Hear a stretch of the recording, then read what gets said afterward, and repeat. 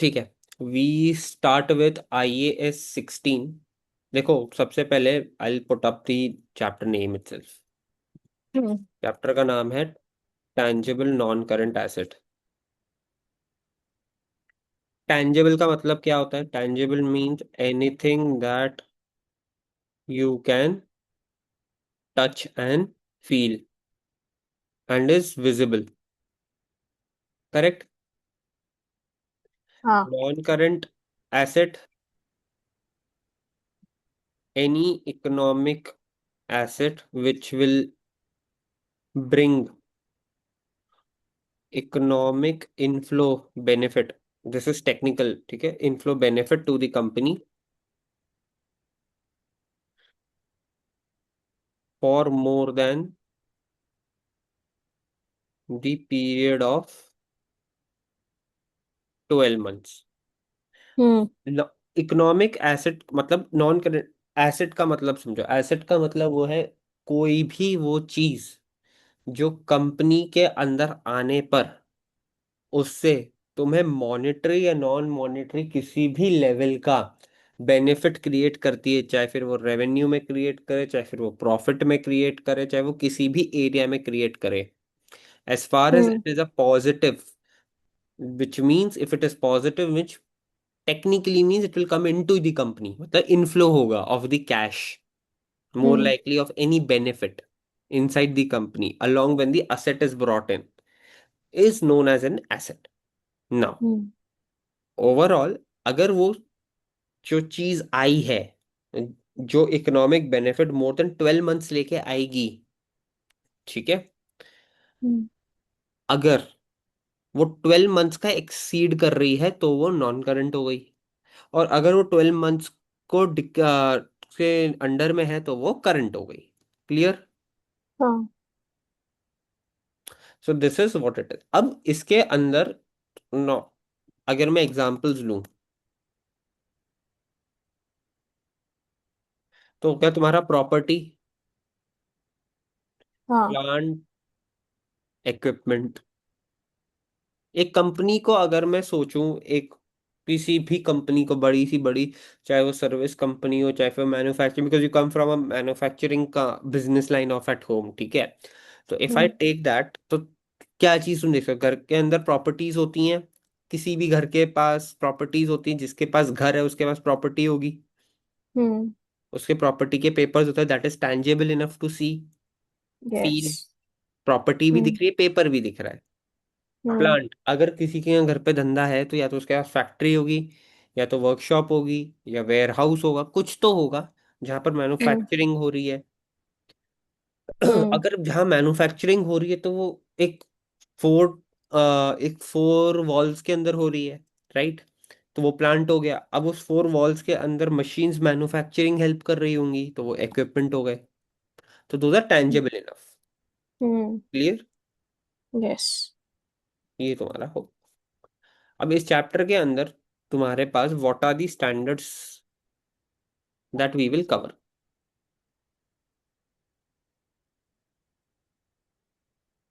पहला है IAS 16, property, plant and equipment. इसको हम प्यार से बुलाते हैं पीपी। हम्म। IAS 16 का एक एक्सटेंशन है जिसे हम, विच इज PPE डेप्रिसिएशन। तो this is total IAS 16। Okay. Hmm. तो इसके अंदर दो चीजें आ जाती हैं, जो है एक तो आपका डेप्रिसिएशन और एक आपका property plant and equipment. Depreciation किस पे लगेगा? जो प्रॉपर्टी प्लांट एंड इक्विपमेंट है उस पे लगेगा। हम्म। कमिंग डाउन टू, अब डेप्रिसिएशन के अंदर भी एक और पॉइंट आ जाता है, वो है रिवैल्यूएशन। हम्म। वो तुमने CA में भी पढ़ा होगा। हाँ। फिर आता है तुम्हारा IAS 23, उसका नाम है बोरोइंग कॉस्ट। अब सिंपल सी बात है, अगर तुम्हारे पास प्रॉपर्टी है, ठीक है, और तुम्हें प्लांट, मतलब तुम्हें टेक्निकली वो चार दीवारी को खड़ा करना है, ओके, तो उसके हम्म। लिए भी पैसे लगते हैं, राइट? हाँ। अगर उसके लिए भी पैसे लग रहे हैं तो कहीं से तुम, हमेशा तो है नहीं कि तुम्हारे पास वर्किंग कैपिटल रेडी रहेगा, क्योंकि ये तो फाइनेंस है। वो तो हम्म। प्योर फाइनेंस था। अभी अकाउंटिंग पॉइंट पे आ गए। अगर हम्म। अकाउंटिंग पॉइंट में हमेशा पैसे तो रेडी होंगे नहीं, तो उसके हाँ। लिए भी बोरोइंग लगती है, तो तुम उसके अगेंस्ट में वैक लेते हो, weighted average cost of capital. Correct. हाँ। तुम फंड्स बोरो यस। करते हो, या तो तुम इक्विटी से बोरो करते हो या तो तुम डेट से बोरो करते हो। तो उन दोनों को अगर मैं ले लूँ, वो कॉस्ट हो गई, तो उस कॉस्ट को तुम कब कैपिटलाइज करोगे, कब उसको एक्सपेंस करोगे, ठीक है, वो ये स्टैंडर्ड हम्म। बताएगा। अब एक और चीज, क्योंकि सब कुछ प्रॉपर्टी प्लांट एंड इक्विपमेंट से रिलेटेड है, एक और जो स्टैंडर्ड तुम्हारे पास आता है वो है गवर्नमेंट ग्रांट्स।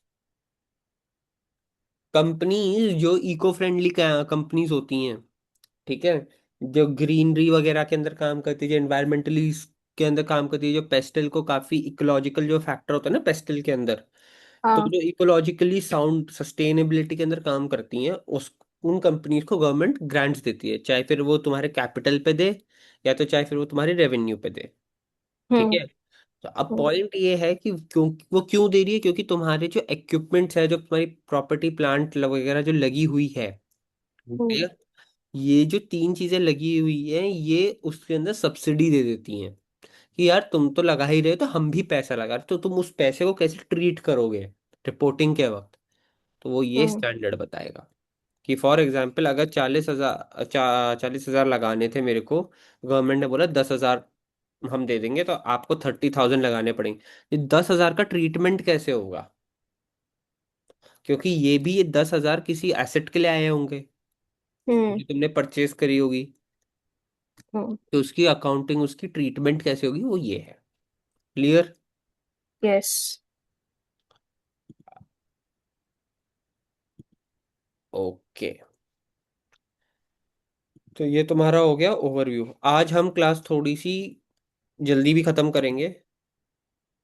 ओके। यस। एक से, और कल से 1 घंटा पहले लेंगे क्लास। 8 बजे। हाँ वो बस जब तक मैं मस्कट में तब तक के लिए। हम्म।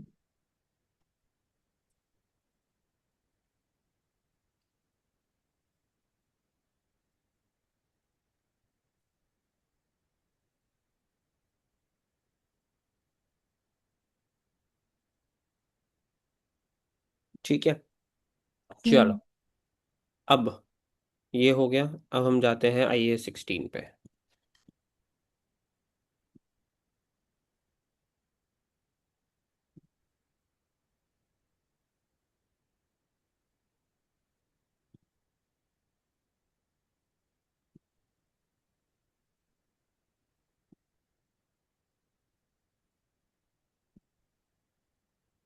ये मैंने अनुज के अंदर यूनिट 1 के अंदर सेव कर दिया है।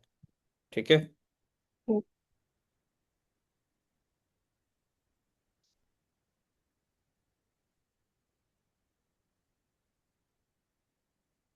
चलो।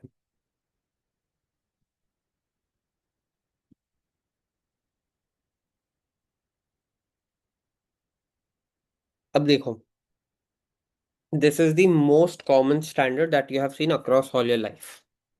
It's this started when you started back in 11th standard. 11th standard में भी अंडरस्टूड अ कॉन्सेप्ट कि किसी भी मशीनरी को एक्टिवेट करने के लिए टू इट्स रियल यूज, ठीक है, we will capitalise all the cost. Clear. Yes. हाँ। तो ये वो कहेगा कि यही वो स्टैंडर्ड कहते हैं कि रिकॉग्निशन स्टेज दैट कि any cost that has been incurred to put the PPE to use has to be capitalized. Now what kind of cost?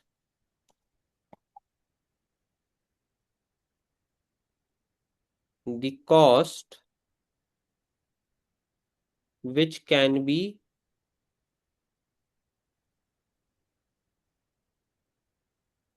measured reliably। ऐसा नहीं होना चाहिए ना कि कॉस्ट जितने की एसेट है उससे ज्यादा की कॉस्ट लगती जा रही है, हम्म। तो रिलायबल हुआ ही नहीं। Plus the cost which will enable future economic benefits for from the assets to flow inside the entity. वही मैंने एसेट की डेफिनेशन हो गई। तो इसका मतलब ये है कि आप कॉस्ट को जब भी ऐड कर सकते हो एक असेट की वैल्यू के अंदर, जब कि एसेट अपने आप की जो डेफिनेशन है वो सेटिस्फाई करेगा। टू, जब कॉस्ट को आप रिलायबली मेजर कर सकते हो। क्लियर? मतलब cost should be reliable and measurable ना। Correct, yes. और असेट अपनी डेफिनेशन को सेटिस्फाई करना चाहिए। हम्म। अब ठीक मैं है। फॉर एग्जांपल बोलूं कि मैंने कोई मशीनरी ले ली, ठीक है। हम्म। अब वो मशीनरी ना मेरे प्रोडक्शन प्रोसेस से रिलेटेड है, ना वो हम्म। मेरी कंपनी से रिलेटेड है। अब मैंने ले तो ली है, तो क्या वो मेरे लिए हाँ। एसेट हो सकती है? वो नहीं हो सकती ना, क्योंकि उस मशीनरी से ही मेरे को कोई इकोनॉमिक बेनिफिट आएगा नहीं आएगा। हम्म। क्यों? It is unrelated to my line of business, it is not helping me to generate more money, hmm. तो it is not an asset. अगर जब तक कोई चीज मनी जनरेट नहीं करेगी तो वो इकोनॉमिक नहीं हुई, बेनिफिट नहीं हुआ मेरे को उसका। हाँ। ठीक है। यस। अब ना व्हाट काइंड, अब कॉस्ट तो एग्जांपल्स ले लेते हैं कुछ कॉस्ट के। वन तो ये था कि कॉस्ट, या फिर क्राइटेरिया बोलता हूं मैं इसको, cost involve here to make sure the asset is in working condition. वो तो हमने हर जगह सुना है। अब hmm. Cost for site preparation, या फिर डिलीवरी कॉस्ट, इंस्टॉलेशन कॉस्ट, और मैंने अभी बताया था ना बोरिंग कॉस्ट। भले ही वो IS-23 बताएगा वो कैसे कैलकुलेट होगी, बट ये एक चीज समझो, जरूरी थोड़ी ना है कि मेरे को हमेशा एक मशीनरी ही लेनी पड़ेगी। कभी कभी मेरे को लैंड के ऊपर भी काम करना पड़ सकता है। करेक्ट? तो अगर मेरे को लैंड पे काम करना है, तो फॉर एग्जाम्पल मेरे पास फार्मिंग लैंड थी, अब मेरे को फार्मिंग लैंड से उसको कमर्शियल लैंड में कन्वर्ट करना है, तो मेरे को उस पूरी लैंड की साइट को प्रिपेयर करना पड़ेगा। जो भी अननेसेसरी सॉइल है वो निकालनी पड़ेगी, फिर जहाँ पर गड्ढा खोदना पड़ेगा। फिर उसके बाद वो टेक्निकली जो लैंड लैंड है वो मेरे लिए कमर्शियल लैंड हो जाएगी। फिर उसके लिए मेरे को पास करवाना पड़ेगा कि this was a farming land, this was not giving more farming returns, now it is good for commercial basis, so let's use this land for commercial level. तो एक लीगल कॉस्ट आएगी। हाँ। ठीक है। तो वो हम्म। सारी क्या है, वो तुम्हारे लिए एक प्रिपेरेटरी कॉस्ट हो गई, तुम्हारे लिए एक डिलीवरी कॉस्ट हो गई। तो जब वो प्रिपेरेटरी और डिलीवरी कॉस्ट हो गई मेरे लिए, तो that technically means for me that is something is that will only give me return until and unless I don't इनकर दोस कॉस्ट। मतलब अगर मैं उस कॉस्ट को नहीं लगाऊंगा तो ना वो मेरी साइट काम करेगी, ना ही वो मेरी लैंड यूजफुल है। तो वो मेरे लिए कॉस्ट बन गई ना, टेक्निकली वो P&L में जाएगा, एसेट तो हुआ ही नहीं। तो एक एसेट को लेने के बाद उसको कन्वर्ट करना, उसको यूजफुल एसेट के अंदर कन्वर्ट करने का जो प्रोसेस है, जो उसके अंदर पैसा लग रहा है, ठीक है, कन्वर्जन कॉस्ट जो लग रही है to make it useful for you, that needs to be brought in. Hmm. ठीक है। हम्म। अब हाँ। तीसरा, dismantling cost. Hmm. For example मैंने, if I take up a land, ठीक है, hmm. I set up my plant, after 10 years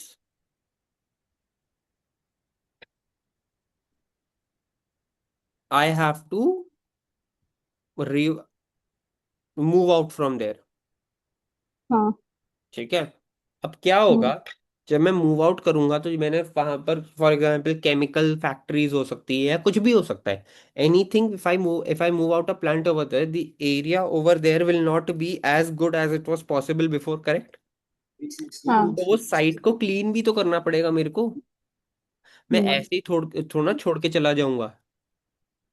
तो मतलब पहले मैंने क्या किया, पहले मैंने सेटअप किया, हम्म। प्रिपरेशन करी। अब मैं उसको डिसमेंटल कर रहा हूँ, मतलब खत्म हो गया मेरा। तो स्टैंडर्ड ये हम्म बोलता है कि अगर आपने खत्म भी किया है तो उसकी जो कॉस्ट लग रही है उसको आप फ्यूचर में जो लगेगी उसका प्रेजेंट वैल्यू पे लाके कैपिटलाइज करो।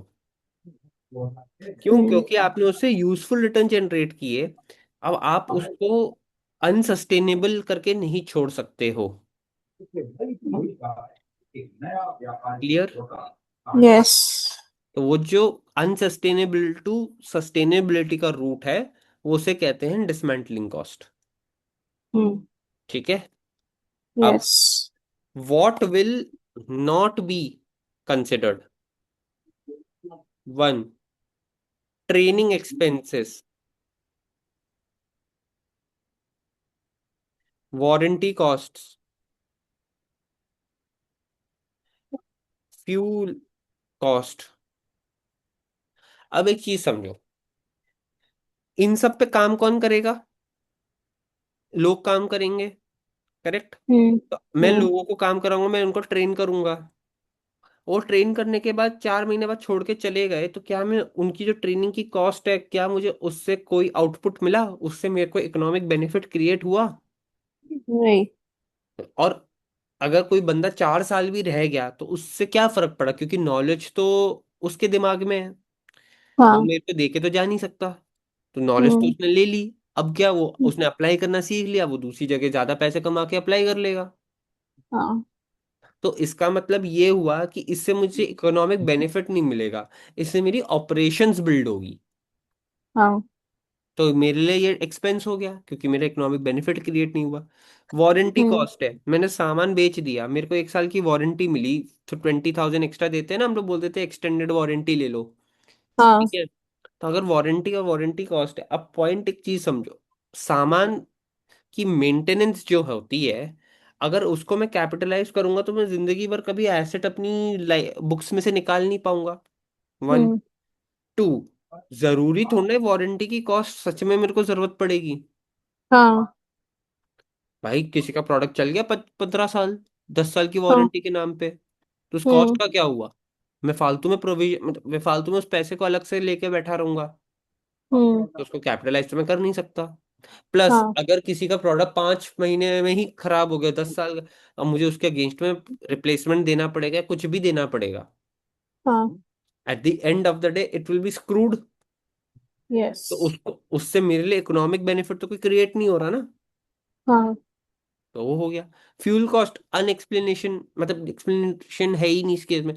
अगर मेरे को कल को किसी मशीनरी को लेके भी आना है तो उसके साथ 2 बंदे भी तो साथ में आ रहे होंगे। मैं हाँ। फ्यूल को क्या ही, and plus it is a petty expense, तो मैं क्या ही उतनी छोटे से अमाउंट को कैपिटलाइज करूंगा? हम्म कभी भी जब हम बात करते हैं कि चलो, फॉर एग्जांपल मैं आईफोन लेने गया, मैं आईफोन हम्म लेके आया, तो मैं कभी ये थोड़ा, और आईफोन के साथ मैंने कवर भी लिया, उसका स्क्रीन गार्ड लगवाया, तो आईफोन हाँ। आता है 1,20,000 का। ठीक हाँ। है।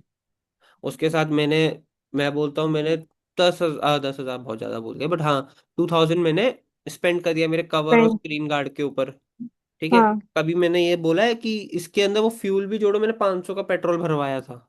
नहीं होता ना कभी ऐसे। हम्म आप उतने पे ही बात करते हो ना जो आपकी एसेट को डायरेक्टली प्रोपोर्शनेट और कॉम्प्लीमेंट करेगी। हाँ। तो this is what it is. अब ये हो गया।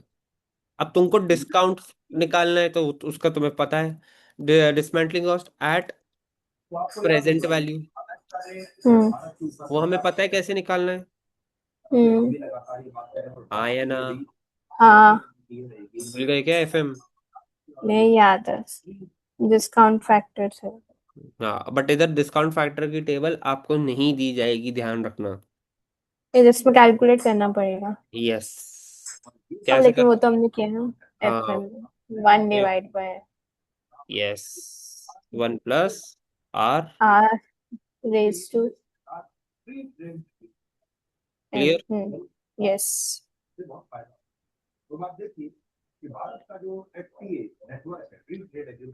चलो, एक छोटा सा क्वेश्चन कर लेते हैं इससे related. There is an oil rig. ठीक है। The cost to be capitalized is likely to include कोमल, अगर पीछे टीवी चल रहा है तो you will have to do something about it. Hmm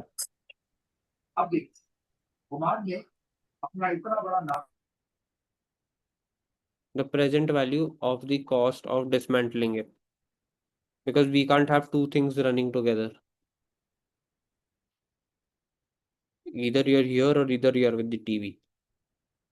The asset cost is $10 million to construct, and it will need $4 million in 20 years to clean up the site. If the interest rate was 5%, then what will be the value of the asset?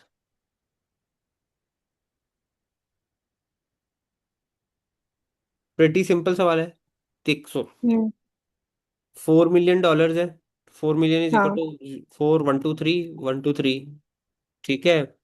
अब हम्म अपन को ये भी पता है कि अपन dismantling cost को किस पे निकालते हैं, प्रेजेंट वैल्यू पे. तो इज हाँ equal to 1 divide by 1 point rate is 1.05 raise to 20 हो गया हम्म ये. तो अब दिस मल्टीप्लाइड बाय दिस हो जाएगा. हाँ so this is your dismantling cost. Hmm Now, what is your asset value? It is 10 million. So 10, 1 2 3, 1 2 3. Clear? Yes अब option नहीं आएगा कि options what is your asset value की. या तो ये हो सकता है कि ये तुमको बोलेंगे एक ये प्लस ये. हम्म एक तो ये तुमको बोल सकते हैं दिस प्लस दिस. एक तुमको बोल सकते हैं यही दे देंगे. एक तुमको बोलेंगे दिस प्लस दिस. हम्म तुम्हारी वैल्यू आएगी ये. This is your correct answer. Dismantling plus asset value correct. क्यों? हमारा रूल क्या कहता है कि कॉस्ट कौन सी ऐड होगी जो रिलायबली मेजर हो सकती है. रिलायबली हम्म मेजर 4 मिलियन है. करेक्ट है. हाँ मतलब इट इज मेजरेबल. फिर वो हाँ बोलता है डिसमेंटलिंग कॉस्ट कौन सी एट प्रेजेंट वैल्यू. तो 4 मिलियन तो हो नहीं सकता. अब उसने बोला प्रेजेंट वैल्यू, तो इधर मैंने प्रेजेंट वैल्यू निकाली हुई है. अब प्रेजेंट वैल्यू को मल्टीप्लाई कर दिया इधर. तो ये हाँ मेरी एक्चुअल वैल्यू हो गई 20 साल की. हाँ ठीक है. ये मेरी एसेट वैल्यू है. हाँ रूल क्या बोल रहा है कि cost has to be added to the value of the PP to make it hmm capitalised. What does capitalise mean? Capitalise mean it will go into the balance sheet as the final amount. ठीक है. तो what will be my final amount? 10. Plus present value dismantling will be your, this will be your answer. Hmm clear? Yes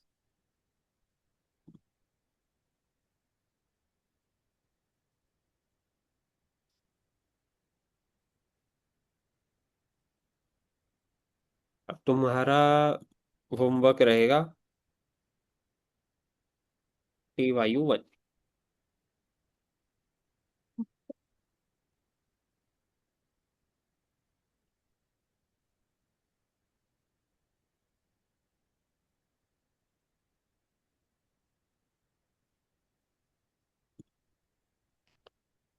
यहाँ तक एक बार वापस पढ़ लो और मुझे हम्म बताओ कि कुछ अगर पूछना है तो. मुझे नीचे बता देना स्क्रॉल करने के लिए. Take 5 minutes.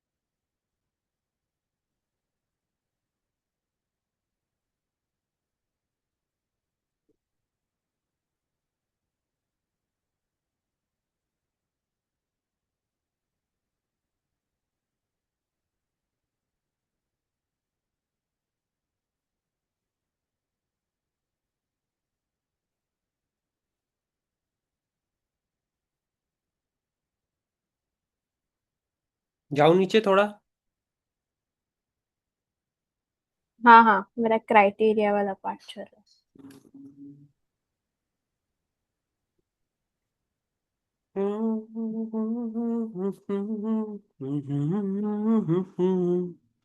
अब है मैं क्या करूं? I don't know what to do. I don't know what to do. अब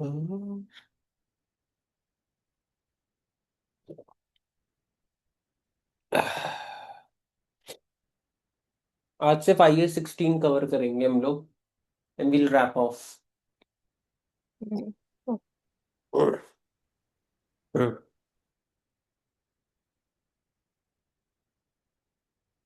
FR इज वन पेपर कि कभी कभी उसमें क्वेश्चन सॉल्व करने में रोना भी आ सकता है। I am giving you a heads up beforehand. Hmm आज से 6 साल पहले आया था, 5 साल पहले तो एक आध दो क्वेश्चन में आया था मेरे। Hmm if they questions are there still then God bless you. Alright done. हाँ हाँ। ओके। अब आता है एक चीज और, सब्सिक्वेंट एक्सपेंडिचर।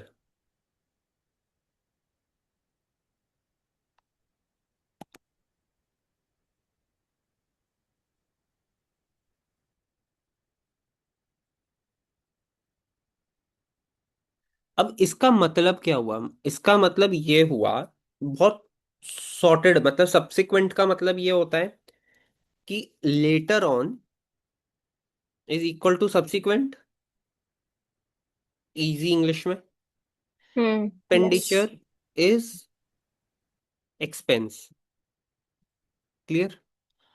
अब what is an expense? Expense is equal to cost. हाँ। यस। तो स्टैंडर्ड ये बोलता है, standard says that if the cost is enhancing the value of the asset, which means either it is increasing the life of the asset or it is increasing the economic returns, then it needs to be capitalized.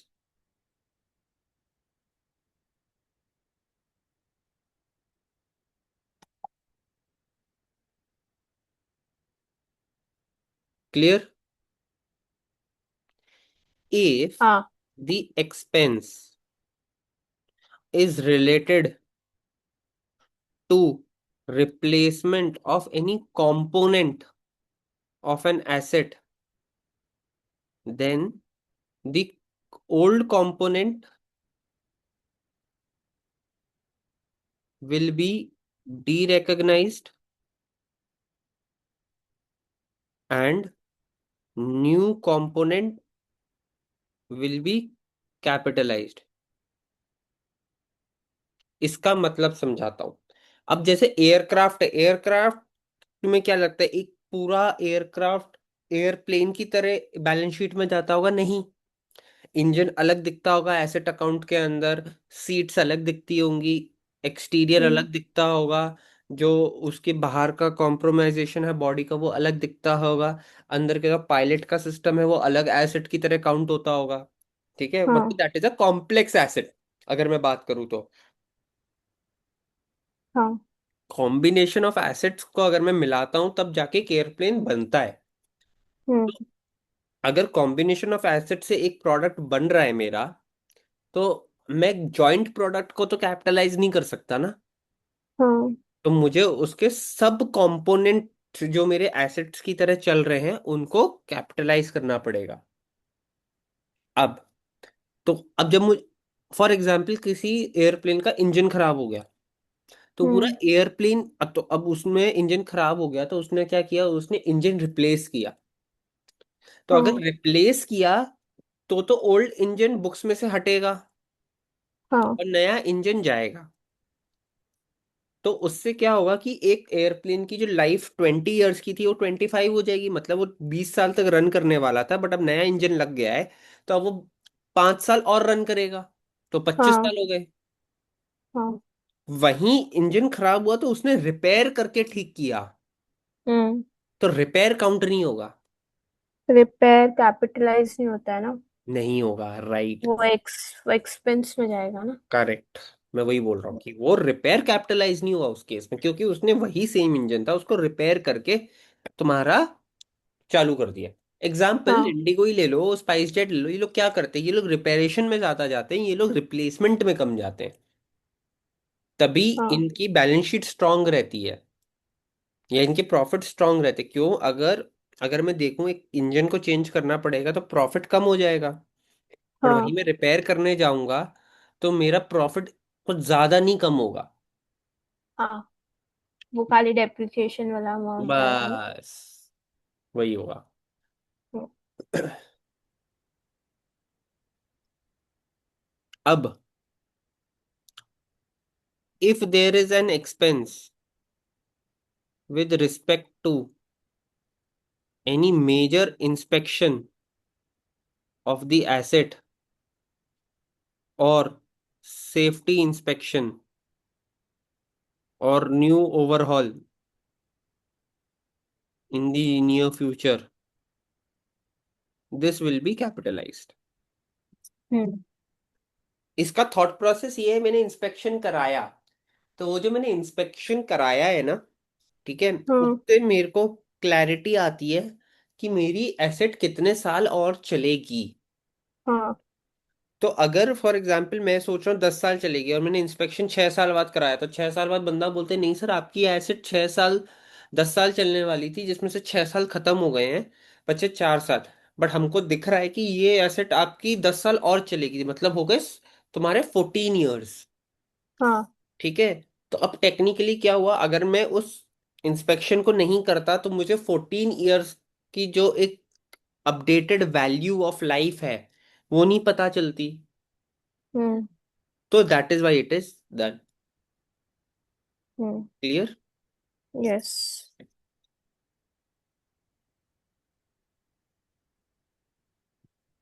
चलो अब इसका एक question ये हो जाएगा। We have a machinery with $10,000 of yearly service. During the recent service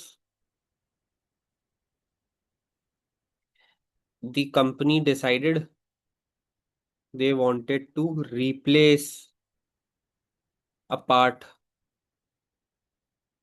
so that the overall machinery will produce more units for say selling in the market. The part costed for $20,000.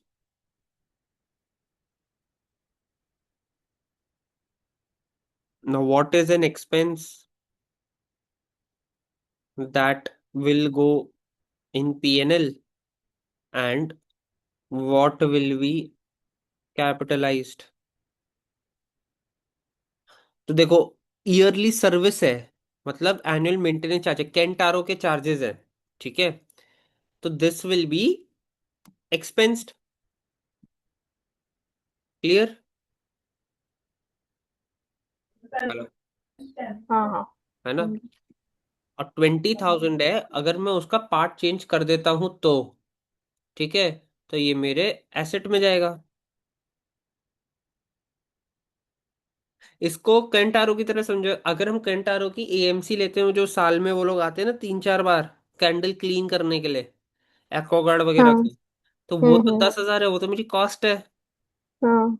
वहीं जिस दिन वो मेरी candle को change करके जाता है, तो मेरी कहीं ना कहीं एक्वागार्ड की लाइफ 3-4 साल और बढ़ जाती है, नॉर्मल यूज केस से। हम्म। सर्विस से तो वो काम कंटिन्यू कर रहा है, मतलब सर्विस से क्या हो रहा है कि वो ऑपरेशनल है, जब उसका पार्ट चेंज हो रहा है तो उससे क्या हो रहा है, वो एनहेंस हो रहा है।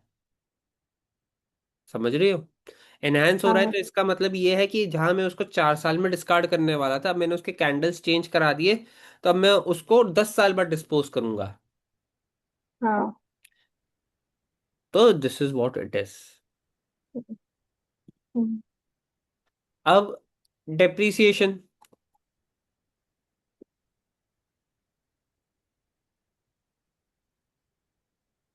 हमको पता है डेप्रिसिएशन दो तरीके का होता है, और डेप्रिसिएशन फिर। क्या होता है हमें वो भी पता है। Depreciation is hmm. What reduction in the value of the asset hmm. Due to usage and leading to wear and टेयर।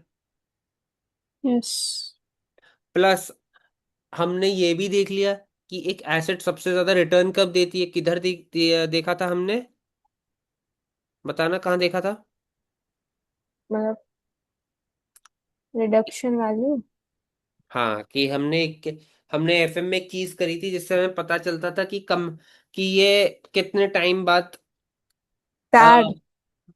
नहीं, टैड ये तो वाला। रिटायर्ड, वो तो टैक्स अलाउबल डेप्रिसिएशन तो नहीं, वो कॉन्सेप्ट, वो उसको इन्वेस्टमेंट अप्रेजल का तरीका ही अलग था। वो रिप्लेसमेंट कॉस्ट वाला था मतलब। करेक्ट। तो डेप्रिसिएशन इज व्हाट, टेक्निकली वो रिप्लेसमेंट कॉस्ट तक पहुंचने का जो सफर है, ठीक है, उससे ये डेप्रिसिएशन से क्या होता है, हमें रिप्लेसमेंट कॉस्ट की एक आइडिया लगती है कि कितने टाइम बाद अगर मैं इस असेट को हटाऊंगा तो मेरे को पीक बेनिफिट मिलेगा। क्लियर। जो हमें वो पीक बेनिफिट मिलेगा तो उसमें सबसे ज्यादा वेयर एंड टेयर होता होगा, करेक्ट। यस। हम्म। तो इवेंचुअली एक पॉइंट के बाद जो मेरा वेयर एंड टेयर है, उस पीक बेनिफिट को रिटेन करने के बाद जब जब आगे मशीनरी जाएगी और आउटपुट कम होता जाएगा तो मेरा वेयर एंड टेयर इंक्रीज होता जाएगा। एक हम्म। पॉइंट आता है ना जिसमें आप डेप्रिसिएशन तो चलो आपका खर्च हो रहा है ठीक है, बट आपकी मशीनरी बहुत आउटपुट दे रही है, और धीरे धीरे क्या होता है कि आपका डेप्रिसिएशन भी भारी है और आउटपुट भी कम जा रहा है। हाँ। तो वो होता है। तो डेप्रिसिएशन मेजरली उस वेर एंड टेयर के हिसाब से लगता है, ठीक है। हम्म। अब hmm. There are three ways of doing it.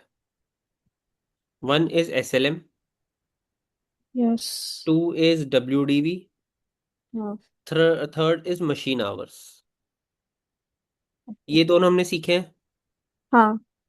Machine hours is not here, but however machine hours का मतलब ये होता है कि फॉर एग्जाम्पल किसी मशीनरी को आप एक्सपेक्ट करते हो कि वो चलेगी may be 1 crore hours, 1 million hours, ठीक है। हम्म। तो वन हम्म। मिलियन आवर्स चलेगी तो फिर उसको आप आवर्स बेसिस पे देखते हो कि किस हिसाब से आपको परसेंटेज लेवल पे उसके अंदर डेप्रिसिएशन लगाना है। तो this will relate into SLM, कि for example the day it completes 20,000 या 200,000 hours, we will reduce 20% of the cost value. तो वो एसएलएम की हम्म। तरह हो गया। इसके अंदर डब्ल्यूडीवी नहीं चलता, इसके अंदर मोर लाइकली एसएलएम वाला कॉन्सेप्ट ज्यादा चलता है। आर्ट्स बेसिस पे आवर्स कैलकुलेट बेसिस होगा। पे चलता है, राइट। Pretty much this. अगर यस। अपन कल क्या करेंगे, we will do an extension of IAS 16 which will talk about revaluation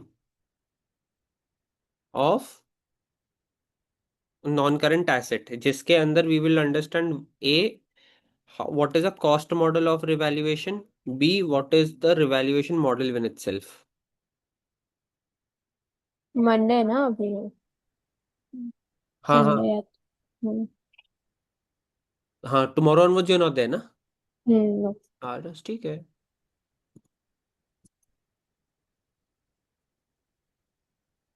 So this class ends here.